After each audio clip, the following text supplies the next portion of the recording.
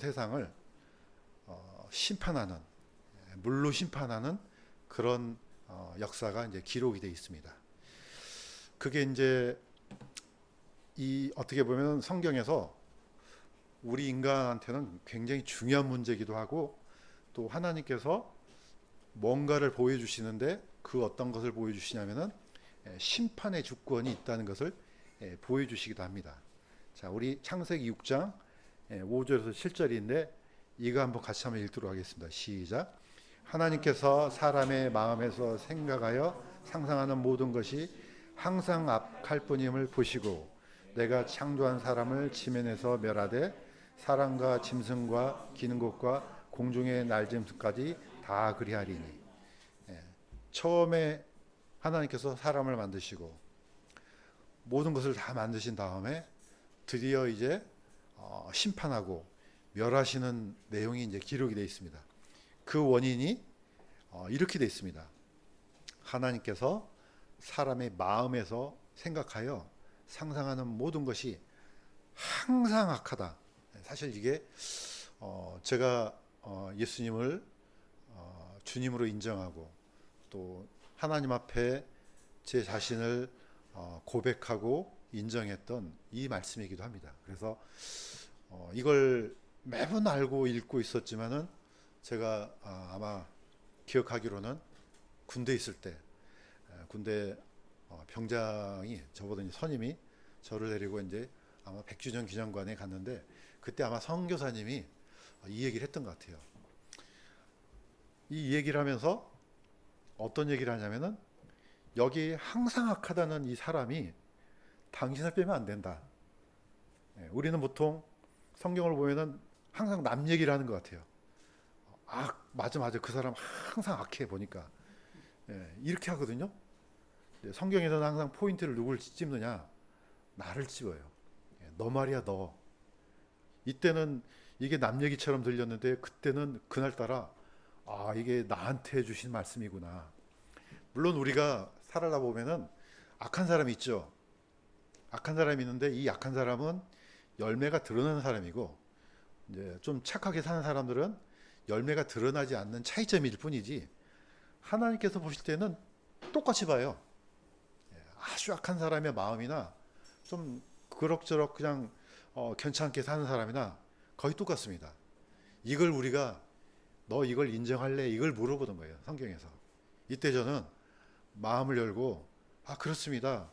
저게 지금 수많은 죄를 짓고 교도소에서 지금 복역하는 사람이나 내 마음이나 본성은 똑같습니다. 제가 이걸 인정하니까 이 하나님의 놀라운 은혜가 그때부터 일어나기 시작했습니다. 그래서 우리는 어떤 성경을 볼 때 저기 역사, 나랑 상관없는 역사가 아니고 지금 하나님께서 내 내면을 들여다보시고 이걸 얘기하구나 하면은요 더 큰 하나님의 은혜가 임할 줄로 믿습니다. 자, 그런데 이제 어떤 일이 생기느냐, 악의 일상화.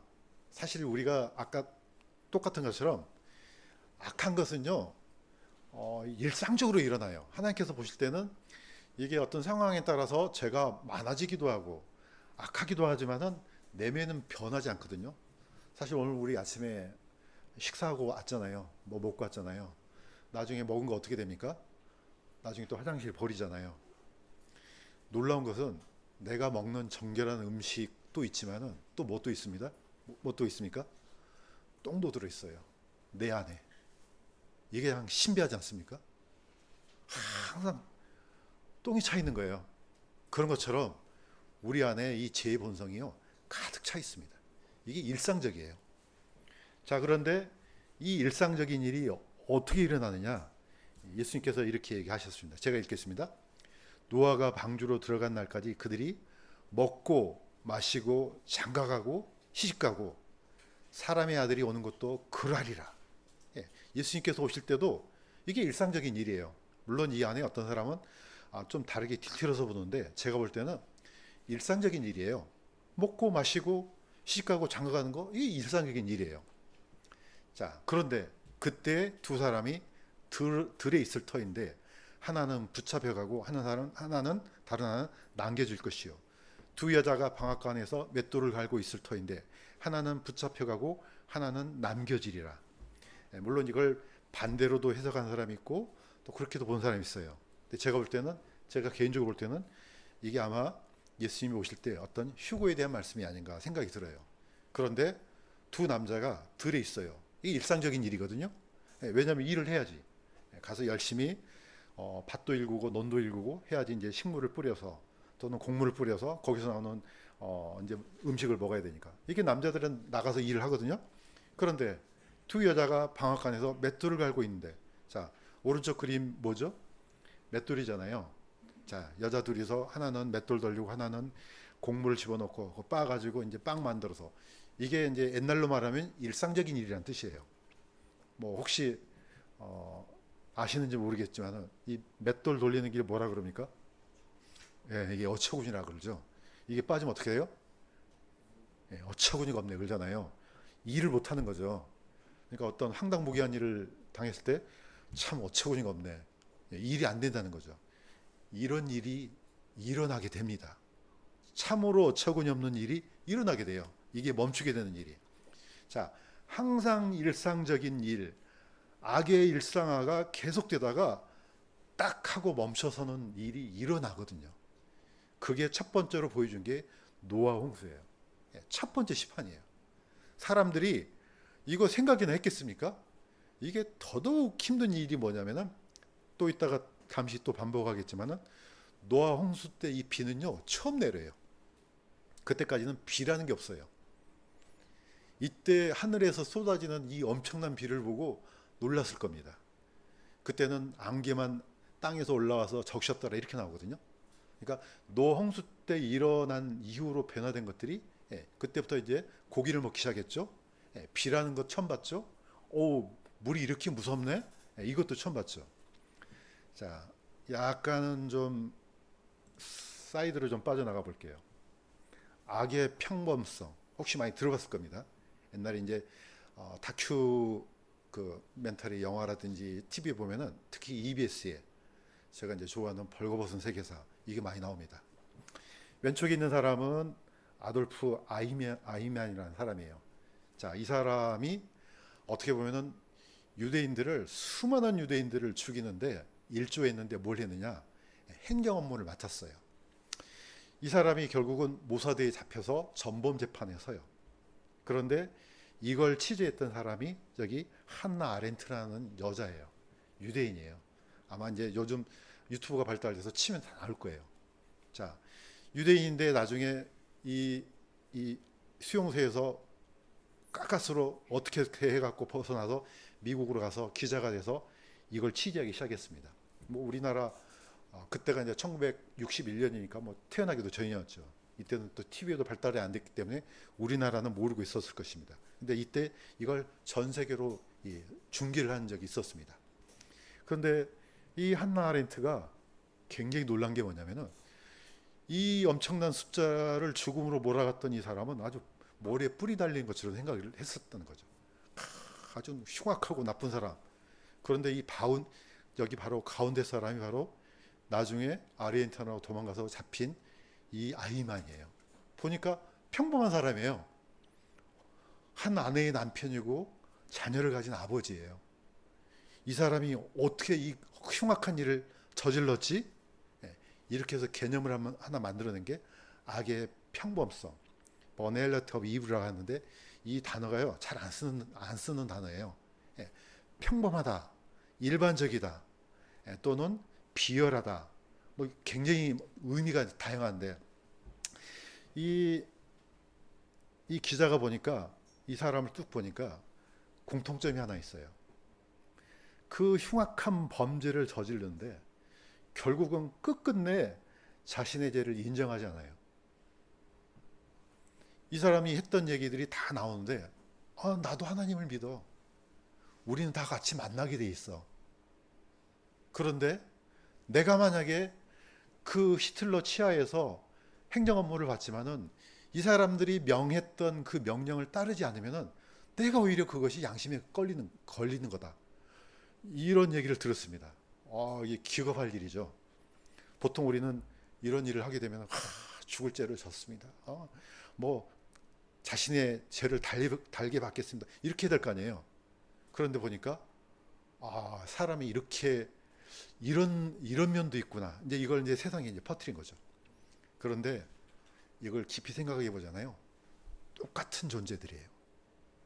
여기는 히틀러나 아이만이나 이걸 지켜봤던 한나 아렌트나 나나 뭐가 똑같습니까? 내면은 똑같아요. 이게 잠재되어 있고 튀어나왔다. 이거 차이점이지 똑같은 겁니다.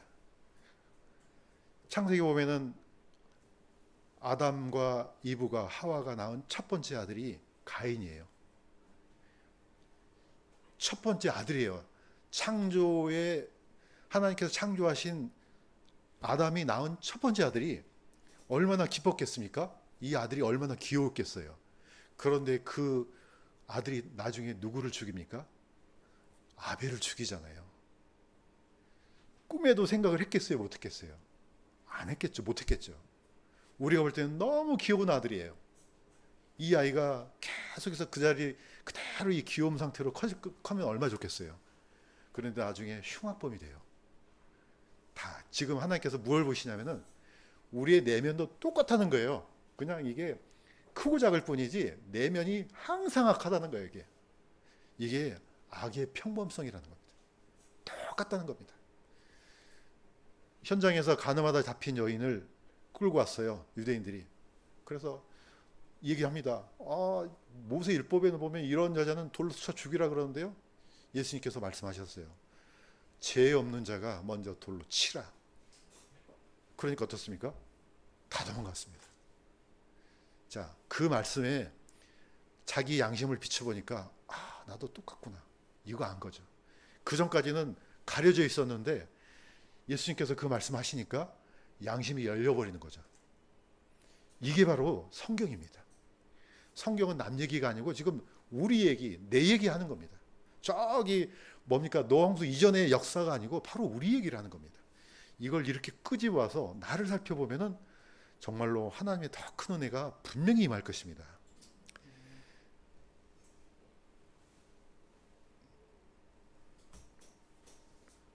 자, 심판이 일어나기 전까지 어떤 일이 일어나는지 한 번 더 보여줬습니다. 물론 이건 또 다른 형태의 심판인데 이거 앞에 면만 같이 한번 읽도록 하겠습니다. 시작.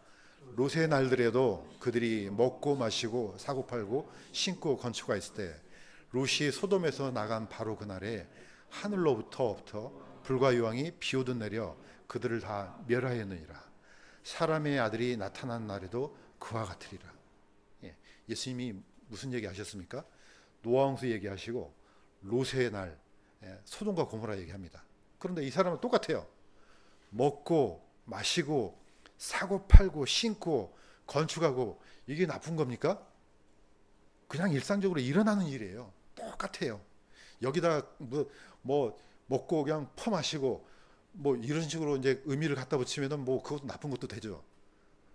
많이 먹고 좀 적게 먹고 차이지 똑같습니다. 사고 팔고 우리도 사고 팔잖아요. 심고 그다음에 집을 짓고 똑같아요. 그런데 이런 일이 언제까지 일어나느냐? 롯이 소돔에서 나간 바로 그날 어떤 한 날이 있어요. 그날까지 하늘로부터 불과 유황이 비 오듯이 내려 그들을 다 멸했습니다. 예수님이 그랬습니다. 사람의 아들이 나타나는 날에도 똑같아. 그때나 지금이나 노아홍수 때나 소돔과 고모라 때나 앞으로 오실 그때 똑같았던 거예요. 이게 악의 일성화입니다. 똑같습니다. 물론 이제 뭐 자연 환경이 뭐 더 부서지고 이런 건 있지만요. 사람의 내면은 그때도 지금까지 똑같아요. 하나도 안 변했어요. 이걸 인정할래 이겁니다. 하나님께서 묻는 것은 그거 인정하냐? 이건 묻는 거예요. 뭐 우리는 징조를 보니까 거의 마지막이 다가왔는데 이것만 보잖아요. 자기 내면은 못 봐요. 그때나 지금이나 아담이 선악과를 먹은 이후로부터 사람의 마음은 하나도 안 변한 겁니다. 똑같습니다. 자, 이 안에 살고 있었던 롯이 보세요. 안타깝잖아요. 롯은 이 멸망을 이제 믿고 있었습니다. 아, 하나님께서 분명히 멸하시겠구나. 가장 누가 더 중요합니까? 자기 식구들이 가장 중요하죠. 아니 뭐 물론 이웃도 중요하지만은 당장 같은 식탁에서 먹고 마시고 가족이 더 중요하죠. 그래서 사이한테 쫓아갔습니다. 주께서 이 도시를 멸하실 터이니 너희는 이곳에서 일어나 이곳을 떠나라. 그러니까 어땠습니까? 그의 사이들은 그를 농담하는 자로 여겼더라. 지금도 똑같습니다. 안 그렇습니까? 친구들, 이웃들, 아는 사람들 이거 얘기하면은 그래? 이렇게 합니까? 저 완전히 또 이 또라이네. 이렇게 얘기할 거란 말이에요. 사이들도 똑같아요. 이제 장인어른이 이제는 거의 이제 나이가 들다 보니까 거의 이거 같네. 그때나 노아홍수 전이나 소돔과 고모라 때나 앞으로 예수님이 오시는 그날까지 이거는 똑같습니다. 그러면 얼마나 절망적입니까? 그래도 이 중에 한 사람이라도 이걸 귀담아 듣고 하나님의 말씀이 진짜로 이런 일이 일어난다고 경고해 줬으니까 이제 내가 준비를 해야 되겠지. 이런 사람이 있겠죠. 이거는 이제 정말로 손에 꼽을 숫자가 되지 않을까 생각이 듭니다. 자, 다시 한번 살펴보면요. 노아의 방주의 의미는요, 이겁니다. 하나님께서 노아한테 명령하셨습니다. 너는 고펠나무로 방주를 짓고 역청으로 안팎을 칠하고 그 길이는 300규빗, 너비는 50규빗, 높이는 30. 규빗으로 하니까 좀 약간 좀 얼마나 큰지 잘 모르잖아요. 이걸 절반으로 썰면 됩니다. 300 그러면 150이잖아요. 거기다 미터를 붙이세요. 150m, 50은 25m, 30은 15m. 그러니까 길이가 150m, 저쪽 넓이가 25m, 높이가 15m. 그러면은 약 한 아파트 한 4층 높이 돼요. 옆에 이 그림은요, 어떤 그림이냐면 이 크기 그대로 한번 만들어 본 거예요. 나무로 전부 다. 그랬더니 이런 크기가 나와요. 지금도 큰데 옛날에 노아가 살았을 당시 때 이런 큰 건축물이 뭐가 필요했겠어요? 전 세계에서 딱 유일하게 하나예요. 그때는 땅이 갈라지기 전이었기 때문에 온 세상 사람들이 다 볼 수 있고 들을 수 있는 건물이에요. 약 몇 년 동안요?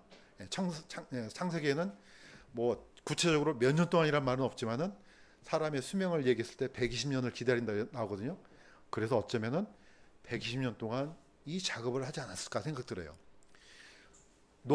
그렇다면 노아의 가족만 이해를 했겠습니까? 노아는 자기가 가지고 있는 모든 재력을 다 동원해서 이걸 만들었을 겁니다. 뭐 사람도 쓰고 뭣도 쓰고 무슨 필요가 있겠어요? 자기가 뿌려놓은 곡식이 필요 있겠습니까? 아니면 소가 필요 있겠습니까? 어차피 다 멸망한데 자기의 모든 걸 다 끌어모아서 이걸 했을 때 사람들한테 소식이 다 전해지겠죠. 그래서 노아의 방주는 일종의 경고예요. 또 하나는 증명이에요. 증거 보여줬지. 앞으로 이런 일이 일어날 거야. 그런데 이게 믿기가 쉽지가 않죠. 왜냐 아까 얘기했던 것처럼 세상에 비를 한 번도 본 적이 없어요. 홍수는커녕 그런 비가 쏟아진 적도 없죠. 이런 일이 일어난다고? 제가 이때 당시에 살았으면 아마 똑같았을 겁니다. 똑같이 조롱하고 완전히 저 노인네가 미쳤네. 세상에 이 좋은 세상에 뭐 홍수가 난다고? 틀림없이 그 중에 우리도 한 사람이 됐을 것입니다. 자, 그런데 베드로후서 2장 5절에서 6절에 이렇게 되어 있습니다. 이거 한번 같이 읽겠습니다. 시작. 오직 의의 선포자인 여덟째 사람 노아를 구원하시며 세상에 홍수를 내리셨고 소돔과 고모라의 도시들을 뒤엎으심으로 정죄하사 죄가 되게 하여 그 뒤에 경건치 아니하게 할 살자들에게 본보기로 삼으셨으며. 사도 베드로는 여덟째 사람이라고 했잖아요. 이 여덟째 사람이 8대 손이라는 의미가 아니에요. 8명이라는 사람이에요. 마지막으로 노아가 가장 마지막으로 들어갔을 것입니다. 8사람이 살았으니까 그 문을 하나님께서 닫아버리셨어요. 자, 그때 온 세상에 홍수가 내렸습니다. 소돔과 고모라는요, 불로 심판했죠. 불과 물의 심판을 2번 보여주셨어요.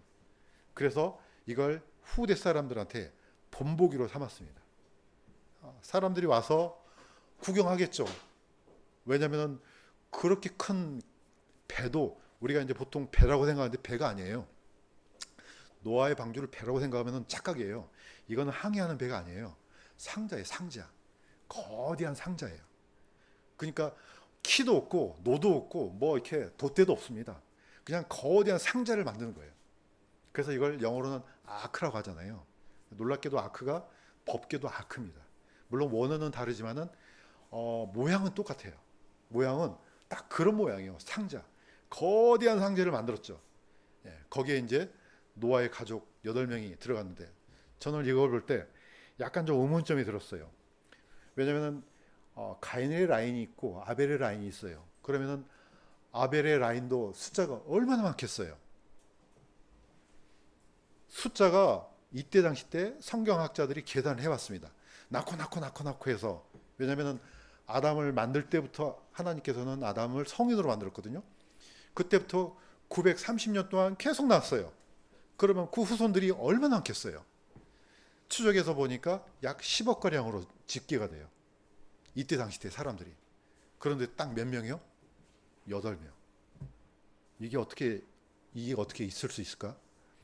물론 8명이면 구원받는다는 뜻이 아니에요. 그 정도로 숫자가 작다는 겁니다. 다시 말해서 온 세상이 완전히 썩어버렸다는 겁니다. 예. 어떤 감자를 좀 먹으려고 그러는데 한 바구니에 있던 감자가 다 썩어버려요. 겨우 몇 개 남았어요? 8개 남았다는 거예요. 다 퍼지고 심지어 아벨의 라인까지도 전부 다 썩어버렸습니다.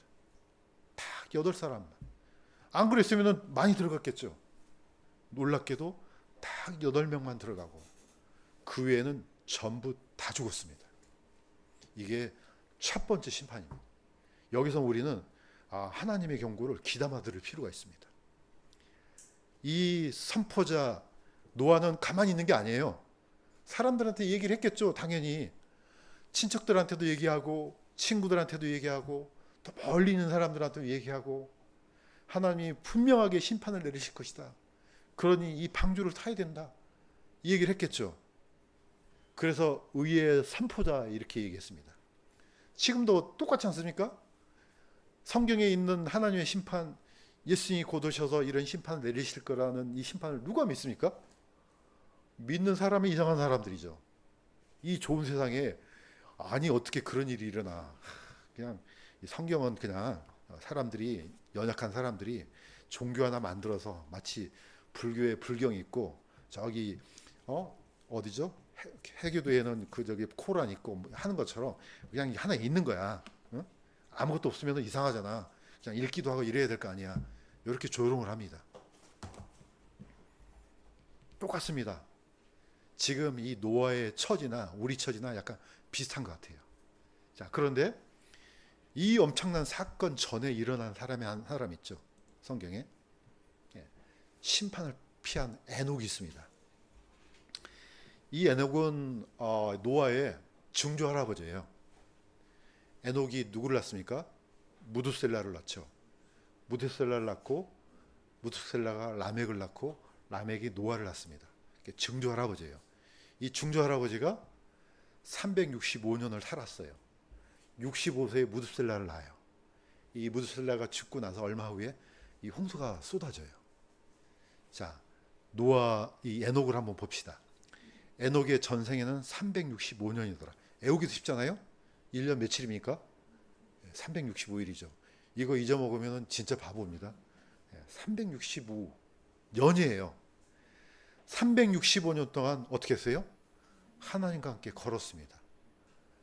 다른 사람들은요. 제가 보니까 거의 다 이때는 거의 망해가는 것 같았어요. 아무도 하나님과 걷지 않았지만 이분은 하나님과 함께 걸었습니다. 그랬더니 어떻습니까? 하나님께서 그를 데려가셨습니다. 창세기만 보면 무슨 얘기인지 잘 몰라요. 히브리서에 다시 한번 설명을 해줘요. 믿음으로 에녹은 옮겨져서 죽음을 보지 아니하였으니 그는 하나님을 기쁘게 하였다는 이 증언을 가졌느니라. 믿음으로. 그래서 성경에 보면은 지금까지 죽지 않고 살아있는 사람이 딱 2명 있습니다. 여기에 있는 에녹하고 또 한 사람은요, 엘리야예요. 두 사람만 지금까지 살아있어요. 뻥이야. 세상 사람은 그러겠죠. 두 사람이 나중에 무엇이 될 가능성이 큽니까? 저는 개인적으로 믿기로는 이 두 사람이 앞으로 올 두 증인이라고 믿습니다. 왜냐? 하나님께서 한 번 죽는 것은 사람에게 정하신 것이요 그 후에는 심판이 있다 했지 않습니까? 이 사람을 왜 남겨놨습니까? 한 사람은 홍수 전의 사람이에요. 에녹은. 엘리야는 홍수 이후 사람이에요. 에녹은 율법 전의 사람이에요. 엘리야는 율법 이후의 사람이에요. 에녹은 이스라엘과 상관없는 사람이에요. 에녹은 이스라엘 사람이에요. 아니 엘리야는. 두 사람이 이제 하나님의 심판이 정당하다는 증명을 해야 돼요. 항상 하나님은 뭔가를 내릴 때 항상 미리 경고하세요. 그냥 갑자기 느닷없이 뒤통수를 빵 치는 것이 아니고 너 이렇게 하면은 다쳐. 항상 경고하잖아요. 우리 운전할 때 항상 도로 표지판에 보면 항상 미리 앞에 어떤 구간에 공사합니다. 이렇게 하면 위험합니다. 항상 경고하잖아요. 만약에 이 경고가 없으면은 열받은 일이 많겠죠. 아니면 사고가 날 수도 있겠고. 그래서 성경은 항상 미리 얘기합니다. 똑같습니다. 누구를 위해서요? 사실 우리를 위해서입니다. 우리 개인을 위해서. 미리 기록해 놓고 하나님께서 이러한 과정을 거쳐서 이렇게 심판하실 것이야. 그러니까 너는 준비해야 돼. 늘 이렇게 미리 합니다. 그런데 이걸 귀담아 듣는 사람은 이거 생각 좀 해봐야 되겠네. 예. 생각. 사실 우리는 생각을 해야 됩니다. 이 아까 한나 에반트 이 뭡니까? 이 기자가 했던 유명한 얘기 중에 하나가 뭐냐면 생각하지 않는 것은 죄악의 시작이다 이렇게 했습니다. 왜 이런 얘기를 했느냐? 이 사람들이 가만히 보니까 이 아이만이 생각이 전혀 없어요. 내가 이 일을 하게 되면은 사람들 다치게 하잖아요. 수많은 사람들 죽게 하면은 아무리 그 명령이 체계적인 명령이라 할지라도 멈춰야 될 거 아니에요. 이걸 멈추지 않습니다. 그냥 생각 없이 살아요. 이거 문제가 커지는 거죠. 성경을 보고 내 자신의 운명과 앞으로 어떻게 될지 생각을 해야 될 거 아니에요. 이게 과연 그러한가 생각하고 그러면 나중에 생각을 하다 보면은 누가 발견됩니까? 하나님이 발견되거든요. 이 세상을 하나님께서 만드셨구나. 우리도 만드셨구나. 그렇다면 언젠가 우리는 하나님 앞에 서야 되겠지. 생각을 해야 될 거 아닙니까? 자, 다시 한번 노아로 돌아갑니다. 오늘 했던 내용들은 다 지금 거기에 있던 내용들이에요. 이걸 약간 좀 제가 살을 좀 붙인 겁니다. 제가 다시 한번 읽겠습니다. 방주 안에서 물로 말미암아 구원받은 자가 몇 안 되니 곧 8명이라. 8명밖에 이 엄청난 숫자가 있는데 다 8명만 방주에 올라가요. 정말로 미스테리한 얘기인데 아까도 얘기했지만 그렇다고 해서 뭐 8명만 구원받냐? 그건 아니죠. 그런데 예수님께서 말씀하셨어요. 숫자가 작다.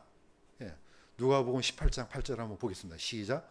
그분께서 속히 그들의 원수를 갚아주시리라. 그럼에도 사람의 아들이 올 때 땅에서 믿음을 보겠느냐? 많다는 겁니까? 적다는 겁니까? 적다는 겁니다. 우리가 생각할 때는 한국의 기독교인이 1,000만 명이에요. 이거는요 전 세계적으로 엄청난 거예요.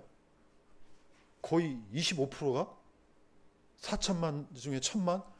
이건 세상이 뒤집어질 일이에요. 그런데 진짜로 그러냐 이거죠. 제가 보니까 아닌 거예요. 그냥 교회 다니는 거예요. 절이 마치 중이 절에 가듯이 그냥 다니는 거예요. 그냥. 이건 그냥 일종의 종교행위예요. 이거 아무 상관없습니다. 하나님하고. 제가 보니까 이 안타까운 일이 또 반복돼요. 아주 적은 수가 있다. 모든 사람들이 다 죽었어요. 코로 호흡하는 모든 생명은 다 죽었습니다. 딱 8명만 빼놓고. 그래서 성경에는 이 엄청난 사건을 어디로 끄집어 봅니까? 침례로 끄집어 봅니다. 자, 노홍수와 침례는요 어떤 면에서 닮아 있습니다. 자, 이것도 한번 같이 한번 읽겠습니다. 시작. 방주 안에서 물로 말미암아 구원받은 자가 몇 안 되니 곧 여덟론이라. 그 일과 동일한 모형 곧 침례가 예수 그리스도의 부활로 말미암아 이제 또한 우리를 구원하나니.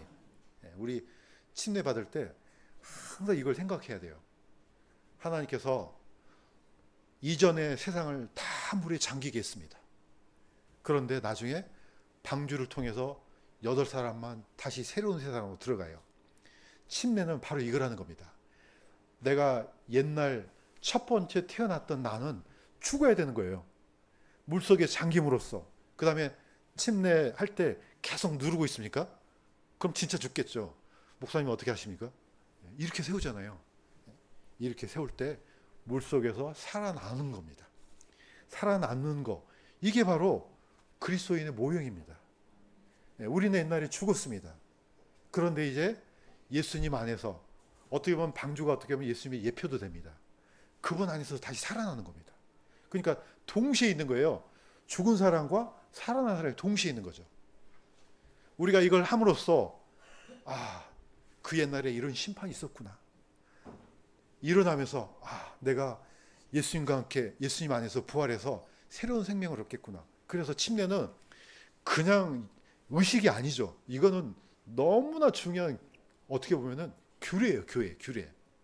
이건 일종의 교리입니다. 교리. 닥트린이에요.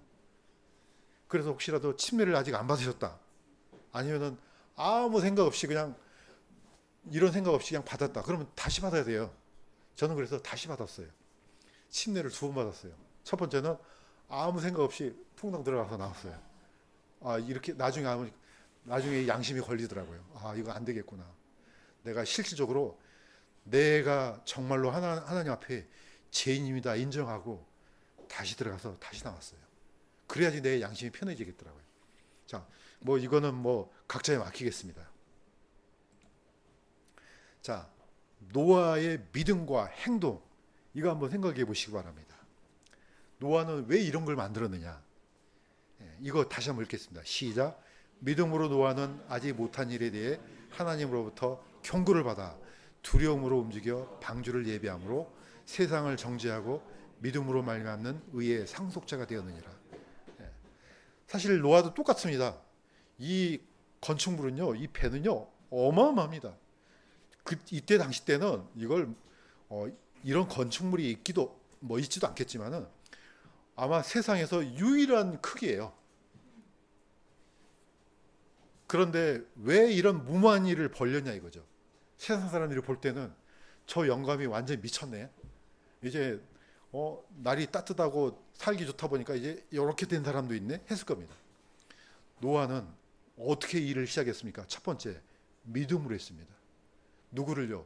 하나님을 믿었습니다. 하나님의 경고를 진짜로 믿었습니다. 그러니까 앞으로 이후에 올 그 엄청난 심판, 그 이유는요, 아무 쓸모가 없는 거예요. 금이 필요가 있겠습니까? 은이 필요가 있겠습니까? 아니면 20마리 소떼가 필요 있겠습니까? 어차피 다 죽을 건데. 이걸 예비했습니다. 자, 저 도끼 보세요. 얼마나 많이 찍었겠습니까? 저 나무 베려고 진짜로 120년 동안 이거 하지 않았겠습니까? 그러면 밖에 있는 사람들이 끊임없이 봤을 겁니다. 끊임없이 조롱하고 저런 미친 영감이 있나 이렇게 조롱했을 겁니다. 그날 딱 하루, 그날이 되자마자 하나님께서는 성경에는 분명히 이렇게 나와요. 다 들어가자 하나님께서 문을 닫으셨더라 이렇게 나와요. 닫으신 분은 하나님이에요. 그래서 닫으면 열 자가 없고 열면 닫을 자가 없는 겁니다. 모든 주권이 하나님한테 있는 겁니다. 이 주권을 노아가 믿었습니다. 그 다음에 어떻게 했습니까? 행동으로 옮겼습니다. 이 믿음과 행동을 오해하면 안 돼요. 구원은 오직 믿음으로만 받습니다. 그런데 그 믿음에 대한 행동은 뭘로 드러납니까? 열매로 드러난다는 겁니다. 만약에 노아가 믿기만 하고 가만히 있어요. 내 정말 믿는다니까요. 근데 가만히 앉아 있어요. 그럼 방주가 만들어집니까? 죽었다 깨어나도 안 만들어지죠. 노아는 이걸 진짜로 믿고 행동으로 옮긴 겁니다. 그러니까 방주가 만들어지는 거죠. 그래서 노아의 믿음과 행동은요, 분리가 안 됩니다. 똑같은 거예요. 우리 오늘 예배드리러 왔지 않습니까? 이건 행동이에요. 정말로 하나님의 주권을 인정하고 내 믿음을 고백하고, 그러면 말로 하면 됩니까? 행동으로 드러나지 않습니까? 그래서 우리가 예배드리러 모이는 겁니다. 이게 바로 믿음과 행동입니다. 분리되면 안 되는 겁니다, 이게. 자, 그런데 인간들의 행동을 한번 보시면 참 놀랐습니다. 하나님께서 약속하셨어요. 어떻게 약속하셨느냐? 내가 내 무지개를 구름 속에 두노니 그것이 나와 땅 사이에 맺은 언약의 증표가 되리라. 뭘 보여주셨습니까? 무지개를 딱 보여주시면서 언약의 증표다. 하나님께서 이제는 내가 물로 심판하지 않겠다. 언약을 하셨어요. 사람들이 포커스를 어디다 맞춰요? 다시는 심판하지 않는데 여기다만 포커스를 맞춰요. 이걸 깊이 묵상을 해야 돼요. 그러니까 생각을 한번 해보라는 겁니다. 왜 이걸 주셨겠냐 이거죠. 자, 첫 번째는 생명의 주권자예요. 하나님은 이 세상을 내가 만들었어. 이거 지금 생각하라는 겁니다. 두 번째는 나는 심판의 주권자도 돼. 이거 생각하라는 거죠. 세 번째는 온 세상이 다 내 거야 이겁니다. 이걸 인정하고 믿는 게 뭘 보고 생각합니까? 무지개를 보고, 이 온 세상이 하나님의 것이구나. 하나님의 생명의 주권자구나. 그러니까 무지개가 좋은 뜻이에요, 나쁜 뜻이에요? 좋은 뜻이죠. 혹시 지금은 이제 무지개를 제가 많이 못 보는데 시골에서는 많이 보이거든요. 도시에는 이게 좀 나타나기 좀 힘든가 봐요. 뭐 기후의 영향도 있고 날씨도 안 좋고 그런데 이게 보이잖아요. 진짜 멋있습니다. 그러면 사람들이 무지개 멋있네. 이걸로 끝나요. 우리는 어디까지 가야 됩니까? 창세기를 기억하고 그 옛날 노아 심판을 기억하고 기억해야 돼요. 하나님의 주권을 기억하고. 그런데 지금 어떻게 되어 있습니까? 이 무지개의 의미를 훼손시켰어요. 어떻게 해요? 지금 이 상징이 뭘로 되어 있습니까? 동성연애자의 아이콘으로 변질되어 있습니다. 이거는 내가 하나님이라도 이거 가만 안 놔두겠어요. 저 위에 멀리 보이는 저기 보면 뭐라고 써야지 글씨 하나 보이죠? 텔아비브. 이게 어디예요? 이스라엘이에요. 이스라엘 텔아비브에서 일어나는 일이에요. 세상에서 동성애자의 비율이 가장 높은 데가 텔아비브예요. 5손가락 중에 하나래요. 엄청난 일입니다. 비율이 세상에서 가장 높아요. 하나님이 사랑했던, 그야말로 하나님의 이름을 두고자 했던 이 나라가요, 이렇게 썩어버렸어요. 우리나라보다 더 심각해요. 차별금지법 이미 오래전에 이미 통과됐어요. 이스라엘은. 이거 가만 놔두겠습니까? 하나님이? 아예 심판을, 빨리 좀 심판 좀 내려주세요. 이러는 것 같아요. 무지개의 깃발을요, 이 사람들은 몇 가지로 씁니까? 6가지로 씁니다. 무지개는 원래 몇 가지 색이에요? 7가지잖아요. 7은 항상 하나님의 숫자예요. 이걸 하나를 빼버려요. 6가지 숫자를 만들어서 무지개를 완전히 훼손시켰습니다. 자, 오늘 이 글이 다 우리가 보고자 했던, 지금 여러분들이 예습해 왔던 그 책에 기록이 되어 있습니다. 자, 그래서 이걸 약간 좀 이제 덧붙였는데, 우리가 이제 성경을 보다 보면은 여기다가 덧붙여서 기억나는 거, 또 하나님께서 주시는 또 말씀들 생각나는 게 있거든요. 이걸 이제 덧붙여서 서로 또 교제 나누고, 우리는 어떤 자세로 이 마지막 시대를 살아가야 되는지 늘 생각하고, 또 하나님의 말씀, 또 하나님의 주권, 또 소유권, 통치권을 늘 인정하고 또 고백하는 그런 나날이 되기를 주님의 이름으로 고백합니다. 기도하겠습니다. 하나님 아버지, 이 짧은 시간에 하나님의 놀라운 역사를 다 우리가 알 수는 없고, 또 그 깊이 있는 말씀을 다 우리가 소화시킬 수도 없습니다. 그러나 오늘 이 시간 하나님께서 사람을 만드셨고 이 우주를 만드셨고 모든 만물을 만드신 주권자임을 우리가 또한 고백하게 하소서. 또한 언젠가는 반드시 하나님께서 만드신 그 아름다운 세상이 죄로 인해서 멸망해서 하나님께서 반드시 심판한다는 그 사실도 우리가 인정할 수 있도록 도와주옵소서. 그리하여서 우리가 다시 오시는 예수님을 늘 기다리는 삶이 지속될 수 있도록 도와주시옵소서. 감사드리며 예수님의 이름으로 기도드립니다.